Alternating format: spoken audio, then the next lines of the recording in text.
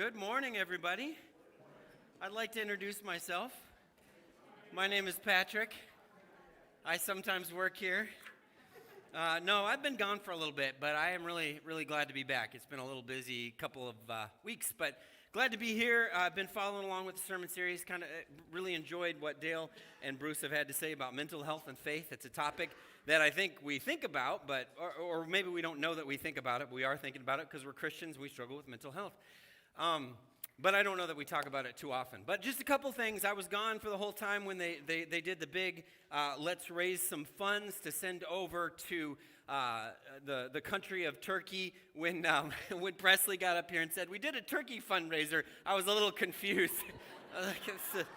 I understand now. I understand. But I think that's incredible. So I'm really excited to be a part of a church family that's concerned about that. I don't know how it happened, but maybe it was like you, for me, where you heard that news and it kind of registered and it just felt like a few days later or a week later, like the reality of it hit you. You're like, wow, we're talking about tens of thousands of people. We're not just talking about a handful, but just the magnitude of destruction. So I'm really grateful that as a church family, we've collected those funds and are going to be sending them to some good works that are happening over there. All right. A few years ago, well, let me tell you this. You may not need to know this. This may be one of the dumbest things I've ever said, but I'm going to tell you a little bit about my personality if it's not apparent to you already. But I tend to be on the if there's an optimist, pessimist side of a scale, I tend to land on the massive optimist side of the scale, like way outside of the normal bounds. I'm pretty adaptable. I'm pretty flexible. I typically don't worry about a ton of different things. It's just not the way my mind is wired. It probably has to do with some childhood stuff growing up, a lot of fluctuations in my home life and living situations. So I just learned to be flexible. It's not always a good thing, but I learned that. So I just learned to adapt really quickly. So a few years ago, I was having a medical crisis. I did not know what was happening. I would just be sitting there, and all of a sudden, my heart rate would just skyrocket. My chest would just tighten up, and I couldn't hardly breathe. I had no idea what was going on. It was just overwhelming. My Apple Watch would ping me. It would give me a notification. It would be like, it looks like you're doing a workout. You want me to record this? And I'd be like, I'm just sitting on the couch. I don't know what's happening. I'm not even watching a scary movie. I'm not listening to the news. I'm not doing anything. I don't know what's going on. And so, of course, as a final, let me say this. I tried all kinds of things. I was like, I probably should cut out, diet soda. Maybe that's doing it. Maybe there's something awful in diet soda. And there is a lot of stuff awful in diet soda. And I cut it out and no change. And I tried a different diet. I tried running more. I tried all kinds of things. And nothing was alleviating these symptoms. And finally, as a last resort, I thought maybe I should go to the doctor. See what's going on.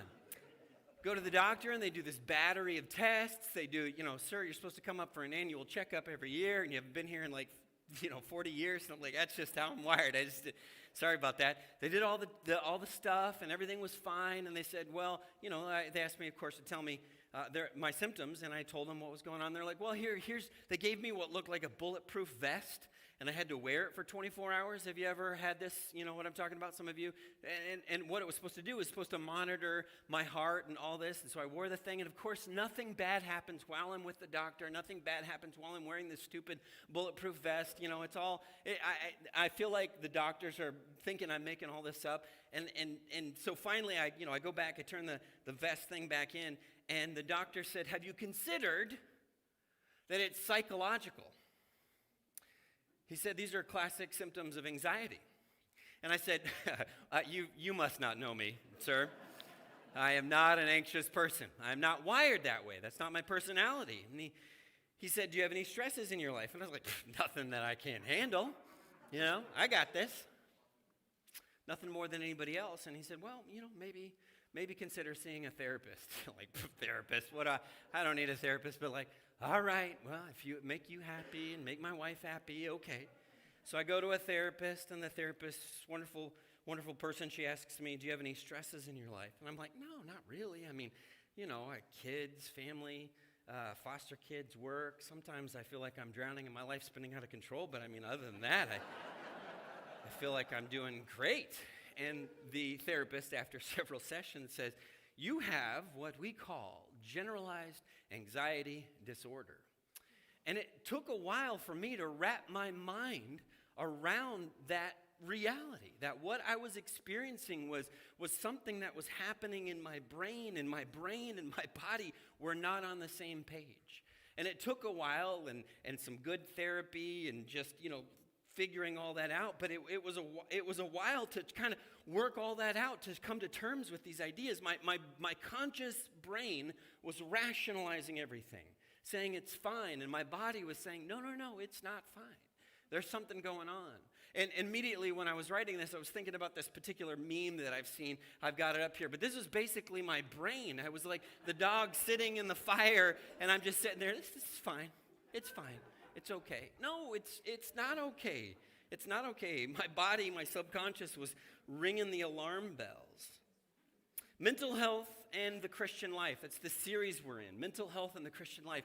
And I'm really grateful that we're doing this. I'm really grateful that God has granted us some wise individuals to talk about this, that we have an actual therapist as an elder who can walk us through some of these things and keep us on track, or we have elders who have gone through difficult situations who can share their experience. Mental health of the Christian life. The brain is this amazing and beautiful thing. It really is. It's this incredible thing. I'm sure I don't have the numbers exactly right, but there's something like 100 billion neurons in your brain, all doing all kinds of different stuff all the time. There is 60,000 miles of blood vessels in your brain, just coursing through your brain, bringing all that blood and that oxygenated blood and everything.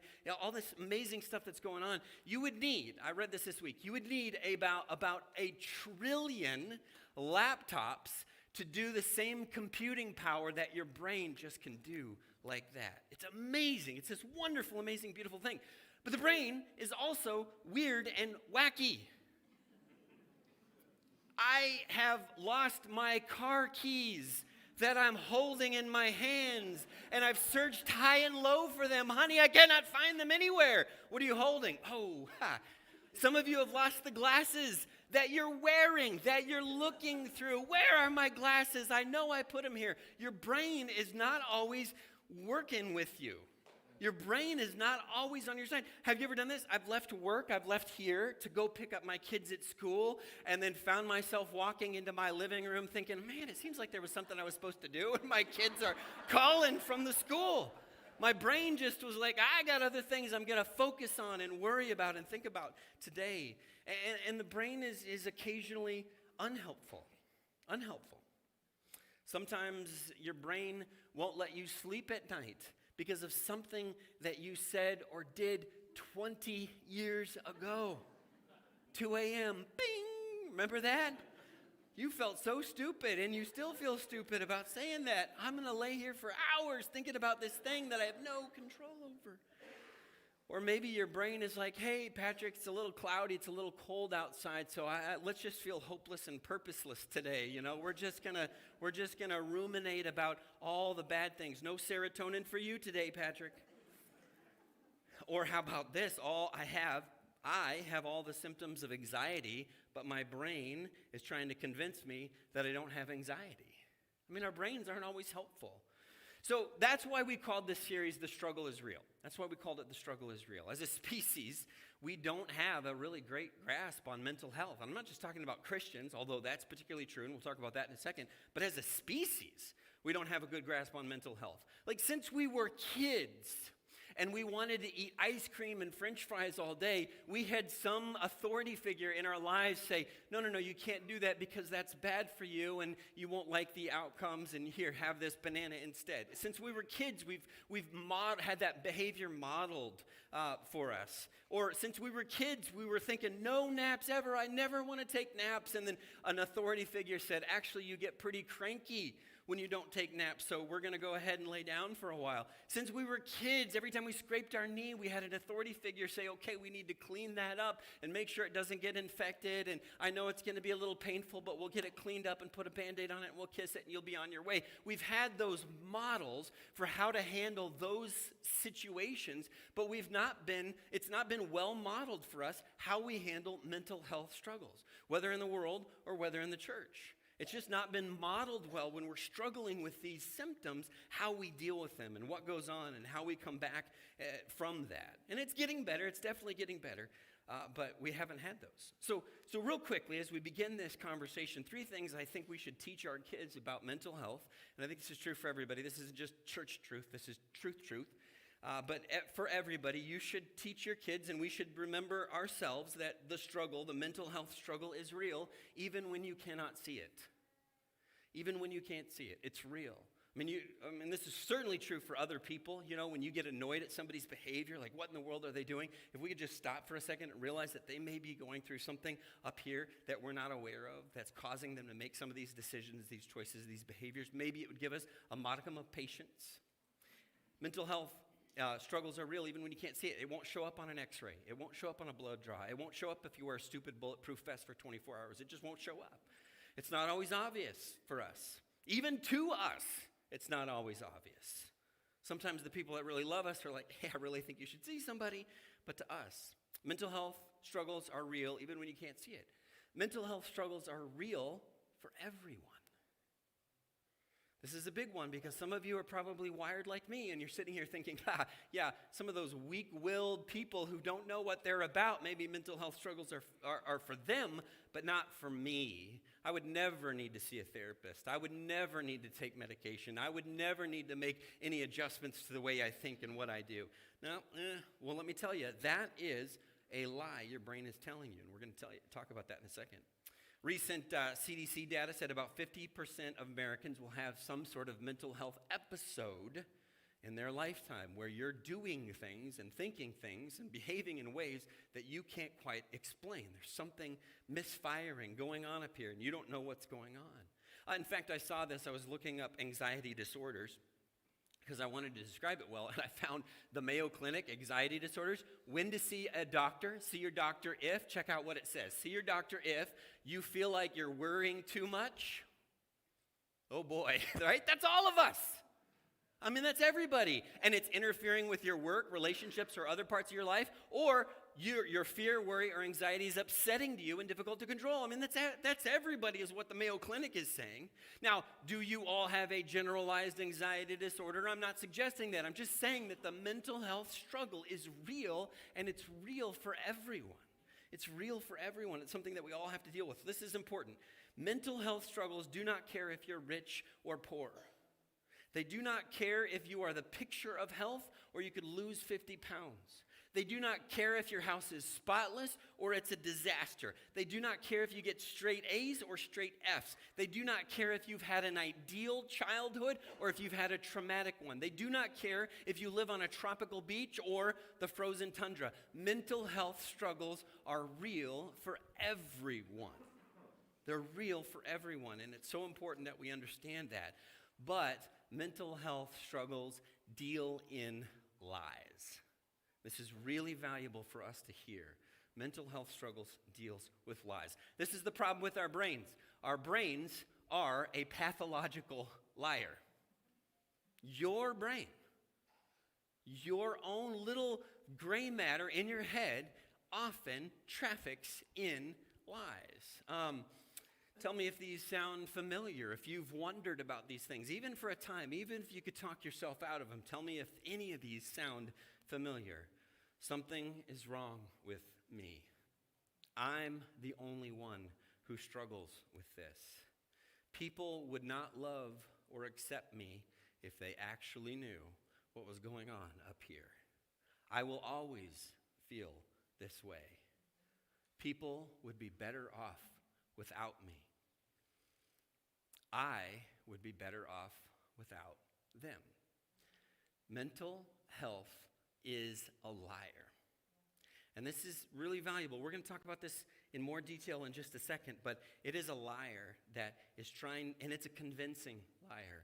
And some of you have had those lies burning neurological ruts in your brain for a long time because you've heard those lies over and over and over again.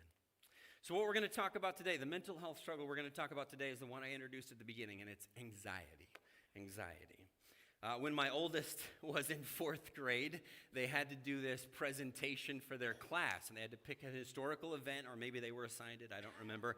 But my oldest, Taya, did the Titanic. And so you have the trifold board, and you print out pictures. You have the whole 9 yards, and then you go in the classroom, and they each do their little presentation, and here's the Titanic. And she had decided, probably because she's wired a little bit like me, a little bit optimistic, the title of her presentation across that trifold board was, Fun Facts About the Titanic. Fact number 1, 1,500 people drowned, Oh, that's fun. Yay! And it's, she's a cute little fourth grader at the time, and of course it's adorable. But I tell you that because Christians talking about mental health sound like that. Nails on a chalkboard. Fun facts about mental health. Just pray the gray away. Turn that frown upside down. Whistle a happy tune. All right, Jiminy Cricket, that's not how this works. Mental health struggles are real, and Christians, and I've been one of those Christians that just, it's grating to hear the things that I try to tell people when they're dealing with mental health. It's absolutely grating. And part of the problem is how we typically use verses that use the language of worry and anxiety in Scripture. This is part of the problem. It's a misuse of these Scriptures, but I want to show the two main ones today. Matthew chapter 6, verse 25, and Philippians 4, verse 6. Matthew 6, 25 says, do not worry. It says a lot more, and we'll get to that in a second, but it says, do not worry. So Christians see that, and we're like, well, I can't. It's wrong for me. Philippians 4:6, do not be anxious. We have all kinds of modern navigating technology on your phones, but I don't know if you've ever done this. Have you ever second-guessed your phone and said, I don't think that's right, and tried to do something and totally found yourself in a dead end, right? When we were traveling here a couple weeks ago, I was trying to get to this one location in Nashville. We were with my daughter, and I made the same exact mistake. I overrode the GPS on my phone twice on the same exact intersection, making the same exact turn, because it just didn't feel right. It didn't look right. And so I'm glancing at my phone, and I'm like, no, that can't be right. And I finally am like, okay, I have to listen to this thing because it's taken me an extra 20 minutes to get where I want to get. I cannot keep ignoring this thing. But I think what we do as Christians is we glance at mental health verses in the Bible. We glance, do not worry, do not be anxious, and then we think that we got it, and then we try to navigate life, and we drive right into a ditch. Because what these verses are actually communicating, you cannot get at a glance. And it's important that we understand what scriptures are saying. The Bible says, right, do not worry. Therefore, we assume, this is the untruth, we assume to worry is to disobey, or to worry is to sin. In other words, the lie is good Christians do not worry and are never anxious. That's the lie. That's the lie you may have told yourself. Or you looked at those verses and you said, there's no way I can live up to that. And so I just don't know, maybe I don't trust the Bible, or maybe I just can't live out that verse, or maybe I just won't ever be a good Christian. This is a lie. Now some of you are like, Patrick, we just read the Bible said do not be anxious, and you're now telling us that's a lie? Well, hang on. Put your seatbelts on. We're gonna talk about this. This is important. Spoiler alert. You ready for this? The Bible does not say do not worry and do not be anxious. Now some of you are like, okay, my eyeballs just saw it. I just saw it, Patrick. And now you're trying to tell me. In fact, you could pull out your Bibles right now and go to those two verses. And I'm telling you, the Bible does not say, do not worry and do not be anxious. Hold on to that. I know it created a little tension, but that's good tension. It's good tension. Two questions we're going to answer. How does the Bible speak of worry and anxiety? And what is the biblical solution for worry and anxiety? I didn't include this. I was going to show you the little video. How many of you have seen the Bob Newhart sketch where he's the psychiatrist and he only charges 5 minutes at a time. Some of you know what I'm talking about, because people come in with their problems and he's like, tell me your problems, and his solution is he yells at them and he says, just stop it. Just stop it. Well, I'm having trouble with just stop it. My kid, just stop it, over and over again. And it's funny, you should Google it because it is pretty good. But that's how we think of mental health troubles, and that's how we think the Bible is talking about anxiety. We're just saying, just stop it. And of course, if you were in class today, by the way, can I make a little appeal for our Bible classes at 9 a.m.? Class this morning was taught by Dale, and he's talking about mental health and faith, and in fact, covered a lot of the stuff that we're going to talk about. I had to bite my tongue in class saying, hey, stop, because I'm going to talk about all that stuff later. But it'll be really good, and I think you'll find it, and you're hearing from a professional versus some just nobody like me. I think you should come. 9 a.m. on Sunday mornings. And you're talking about all kinds of mental health stuff. The lie is good Christians do not worry and are never anxious. So what do we mean when we say worry and anxiety? What do we mean? What are we saying? Well, a clinical psychologist had a definition that I really appreciated, and what they called it was useless, repetitive thoughts. Useless, repetitive thoughts. Now, not all useless, repetitive thoughts have to do with anxiety or worry. They could be like Baby Shark or some other tune that got in your head, right? But generally speaking, it's these concerns, like useless, repetitive concerns. So we think about worry, I think, in these three ways. First of all, we think about worry specifically, and we think of that as kind of the ordinary, normal, everyday things. Did I lock the front door as you're crawling into bed? And then you think, oh, yes, I recall locking the front door, and you go to sleep, and you sleep soundly the rest of the night. But that was a worry that kind of bubbled up in your conscious mind. Or maybe your spouse is 3 minutes late coming home from work, and you think, oh, I hope they're okay. And then you think, oh, I'm sure they're fine. I'm sure they just got in a little traffic or had to leave a little bit late. But that was a worry. It bubbled up, and then you were able to squash it, because your rational brain was kind of calling the shots there. It's usually manageable. That's how we think of worry. Now, we think of anxiety a little differently. It's like a serious worry, so to speak, where these have to do with like mild phobias or irrational fears or what ifs. And maybe it's like, did I lock the door? And you think, I thought I locked the door. I'm pretty sure I locked the door, but I got to get out of bed and I got to go check. Oh, lock the door. And then you get back in bed and you're like, did I really lock the door? And then that's anxiety. That's like a strong worry. That's something a little bit less manageable. It's harder to squash that. Or maybe your spouse is 3 minutes late and you're like, well, what if they were in a horrible accident? I should turn on the news to see if there's any tragedy that I'm unaware of that they were involved in the last 5 minutes. And if they were, then what am I going to do about, I'm going to go bankrupt. What if they're a vegetable and I have to care for them the rest of my life? And you just kind of get spinning out, and it's harder to squash those anxieties. So those are a little bit harder to manage. And then we, here in the States, or modern humans, have this disorder. We have a third category, and it's a disorder, a generalized anxiety disorder. And that's that persistent feeling of dread, and it interferes and it inhibits with daily life. Some of you have experienced this, whether it be depression or anxiety, where you couldn't get yourself out of bed. And because you couldn't get yourself out of bed, things that you needed to do went undone, and responsibilities and obligations went unmet, and then that piled on, and that made it worse because you couldn't will yourself to do the thing that you needed to do. Persistent feeling of dread. This is the heart racing, the chest crushing, the awake at night, generalized anxiety disorder.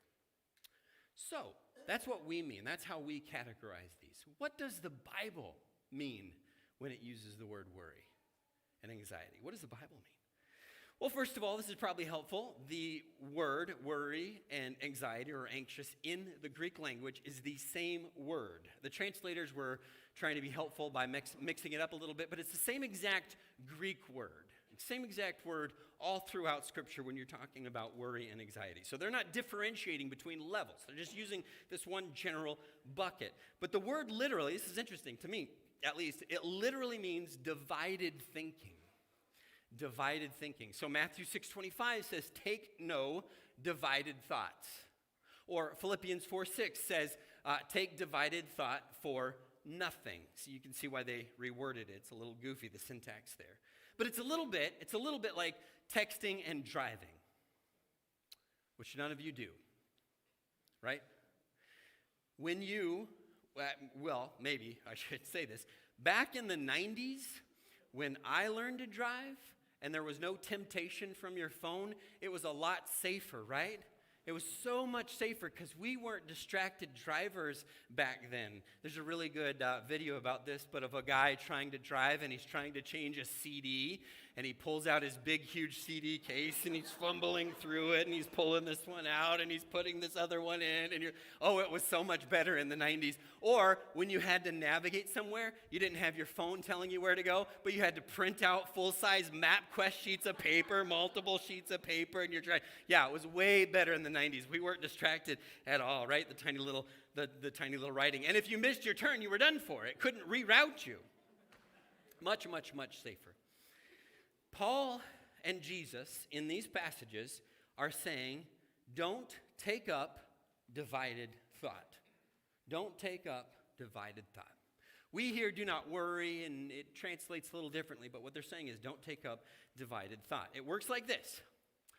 We have been given things to do by God because of our responsibilities. It could be work, it could be family, it could be loving God, loving people, it could be being generous, it could be being kind, it could be forgiveness. God asks me to obey, and you can fill that obey blank in with whatever he's asked you to do. You're a father, you need to father your children. You're a mother, you mother your children, right? You're a child, you honor your parents, right? You're a good worker, you're a good citizen, whatever it is. You've got this task that you are called to focus on. Love God and love people. That's what we are called to do as Christians.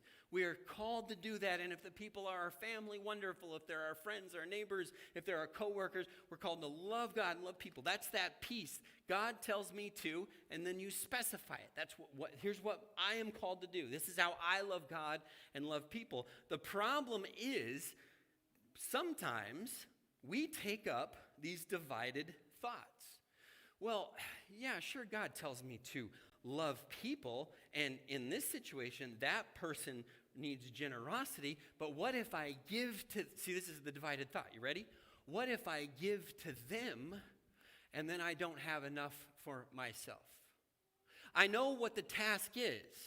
I am driving and I should not be texting on my phone. I should be focused on driving. But what if somebody texted me? There's the divided thought. What if somebody needs me? What if somebody is liking my Instagram post? There's the divided thought. God calls me to do this thing, but what if this other thing gets in the way, or I miss out, or what? It could be anything. It could be anything. What if the divided thought fills that second blank? And then what happens is the divided thought supersedes the obedience. And all of a sudden, we're obeying the divided thought, and we're ignoring the obedience. Jesus spoke about this with a gardening metaphor, the soils in Mark chapter 4. Others, this is just an example of what he's talking about in this particular scenario, but others, like seed sown among thorns, hear the word. They hear the thing that we're supposed to obey, the thing that God has called us to do, to love God, love people, to care for others. They hear that, but the divided thoughts of this life, the deceitfulness of wealth, the desires for other things, they come in and they choke out that obedience, making it unfruitful. So I think it's fair to say that the Bible defines worry as taking up objections that override obedience. But this is important. The Bible doesn't say don't have those objections. We all have those objections. So we think the Bible's saying don't even entertain the idea of an objection or a worry. That's not what it's saying. It's saying don't allow that divided thought to dictate what you do. And that's really hard. That's really difficult. Don't allow that divided thought to dictate how you behave. In fact, the act of putting down that divided thought and obeying anyway is what we define as faith. We define faith as obeying in the face of worry. Not that the worry doesn't exist, but that we do what God has asked us to do anyway. Now, this is crucially important. You ready? The advice that the Bible gives about worry applies to this, not to this. This is really important, because if you're at the bottom of one of these and you're trying to live out what Jesus and Paul said here, it is just going to weigh you down to the point that you're like, there's no, why even try? Why even bother? The advice the Bible gives about divided thoughts applies to what we would call worry or serious worry, anxiety, but not to a disorder. Now, real quickly, let me say this. Kind of an aside, but not really, because maybe some of you are thinking it, and I've definitely heard people ask it. Some Christians worry that getting professional help for that disorder, that generalized anxiety disorder, is somehow a lack of faith, that I should just do it, that I should just grit my teeth and not worry, right? Just stop it. Right? If I had the thinking, let me say the lie is, if I had enough faith, I wouldn't need a therapist. If I had enough faith, I wouldn't need a prescription. That's the lie. A lot of you know my youngest brother, only brother, wears prosthetic legs. And he has his entire life because his mother took some medicine in the womb and he has underdeveloped limbs. Without the prosthetic legs, he could not walk. He could run around on his knees, and he did when he was little, and it was quite the sight to see. But without the prosthetic legs, he could not walk. He lacks what most of us take for granted. He doesn't have it. And so a professional from the outside came in and said, I can create some semblance of what you don't have and make navigating life a little bit more normal for you. It would be insane if someone went up to Michael and said, oh, you just don't have enough faith. If you had enough faith, you could walk.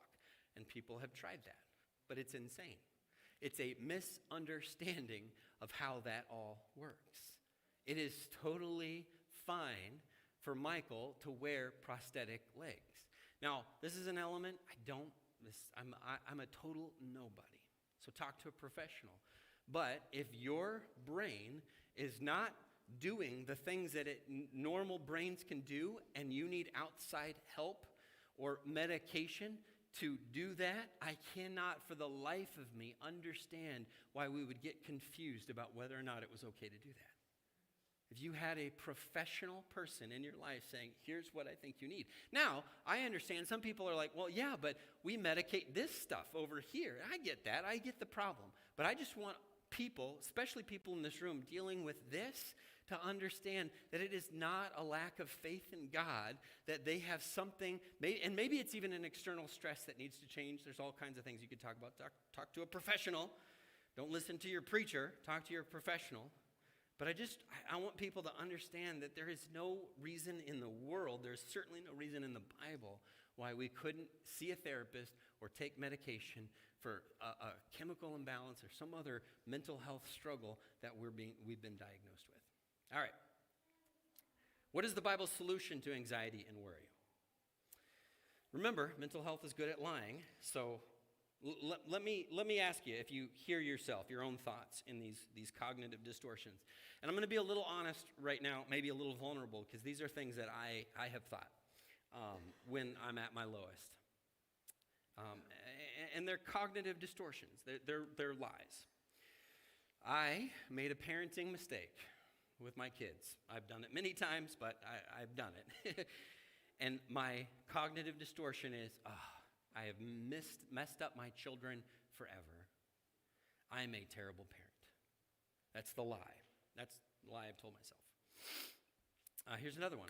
I've had quite a few people say, hey, Patrick, I found your sermon helpful, or I appreciated it, over the course of years, right?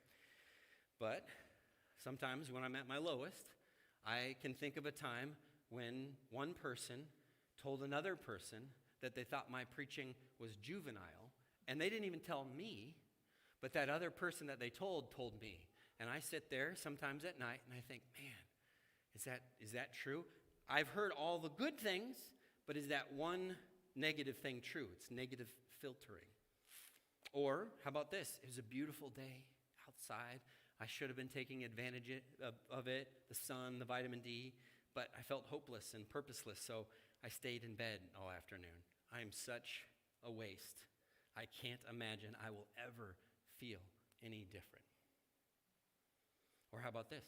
Maybe you've heard yourself in variations of these. I'm not happy, and I never will be happy. All of those are cognitive distortions.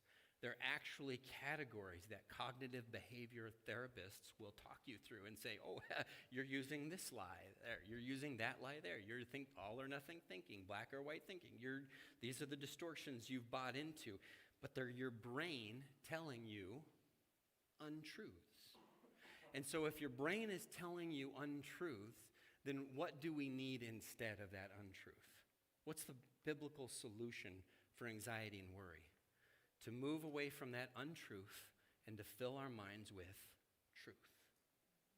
And if you actually read the verses where where Paul and Jesus talk about anxiety and worry, that's exactly what they say. That's exactly what they say. Listen to the heart of God here. This is Philippians chapter 4, verses 6 through 8. Do not be anxious about anything. If we stop there, guilt, weight, I'm anxious, That's not what Paul's saying. Listen. God, I'm struggling with this divided thought. God, I want to do what you've called me to focus on, but I'm struggling with this thing. And this is what Paul prescribes. But in every situation, by prayer and petition with thanksgiving, present your requests to God, who knows that you've got those divided thoughts and cares about that and doesn't want you to believe those lies. Verse 7, and the peace of God, which transcends all understanding. I will never be happy. Things will never be better. I will always feel this way. The peace of God, which transcends all understanding, will guard your hearts and your minds in Christ Jesus. But the passage doesn't end there. Listen, this is so valuable. Verse 8, finally, brothers and sisters, whatever is true. You know what you need to do? Those of you that are struggling, even if you're struggling with minor worry and maybe a little bit serious anxiety, you need to turn off the cable news. Because most of what they're talking about, I'm not going to say they're lying, but most of what they're doing is speculation. They're just guessing, and you're filling your mind with some random person's guesses. Why would you let that person have that sort of control over your life? Fill your mind, Paul says, with whatever is true and whatever is noble. Just turn it all off. Go for a walk. Clear your brain, right? Whatever is pure, whatever is lovely, whatever is admirable, if anything is excellent or praiseworthy, think about those things. Is that a solution? Are you immediately going to be like, I'm better now. I went for the walk in the woods and it's all, no. But you know what you're doing is you're retraining those neural pathways from telling yourself those lies to maybe trying to retrain those pathways to something true. I think this is interesting. I'm going to get distracted here for a second, but cognitive behavioral therapy is what my therapist has done with me, and it's been developed for 100, 150 years or so. And that cognitive behavioral therapy is to replace something that's not true with something that is true, to recognize the thing that's not true. I think it's so interesting when modern, enlightened humans stumble on something that God has had buried in his scripture for centuries. I think that's so interesting. Because God says, here it is. I've been telling you this for a long time. And cognitive behavioral therapy came along and, guys, we figured it out. Matthew chapter 6, verses 25 through 33. And we're going to end with this. But I don't have it on the screen. I'm just going to read it. And I just want you to hear it. And maybe it would be helpful for you, especially if you're one of those people who is struggling with anxiety. Even if it's minor worry, major anxiety, generalized anxiety disorder, it might be helpful just to even close your eyes and listen to the words of Christ. Listen to the heart of Jesus here in Matthew chapter 6, verses 25 through 33. Therefore, I tell you, do not worry about your life, what you will eat or drink, or about your body, what you will wear. And then Jesus reminds them of the truth. Is not life more than food? Is not the body more than clothes? Look at the birds of the air. They don't sow or reap or store away in barns, and yet your heavenly Father feeds them. Are not you much more valuable than they? And do not worry about your clothes. See how the flowers of the field grow. They don't labor or spin.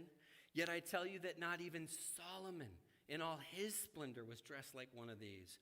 If that's how God clothes the grass of the field, which is here today and tomorrow is thrown in the fire, will he not much more clothe you, you of little faith?